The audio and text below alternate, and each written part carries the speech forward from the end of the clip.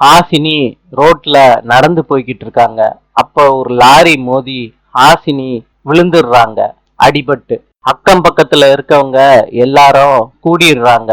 ஹாசினி உடம்புல இருந்து ரத்தமா வடியுது. முத்துப்பாண்டிக்கு ஃபோன் பண்றாங்க. முத்துப்பாண்டிக்கு தெரிஞ்சவங்க ஹாசினிக்கு இந்த மாதிரி ஆக்சிடென்ட் ஆயிருச்சுன்னு முத்துப்பாண்டி கிட்ட போன்ல சொல்றாங்க.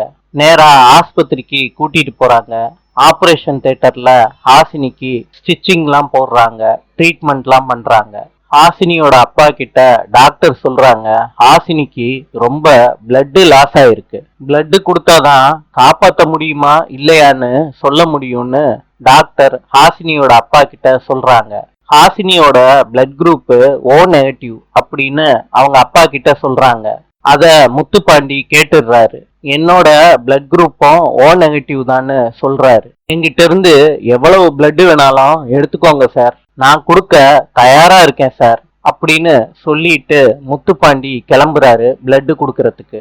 ரங்கநாயகி சொல்றாங்க கோவத்தோட, நில்லுடா முத்துப்பாண்டி, நீ ரத்தம் கொடுக்க கூடாதுடா. டிகே கிட்ட சொல்றாங்க, நீங்க எலெக்ஷன்ல விலகுறதா எனக்கு எழுதி கொடுங்க, அப்பனாதான் நான் முத்துப்பாண்டிய ரத்தம் கொடுக்க சம்மதிப்பேன் அப்படின்னு சொல்றாங்க ரங்கநாயகி. நாளை சந்திப்போம்.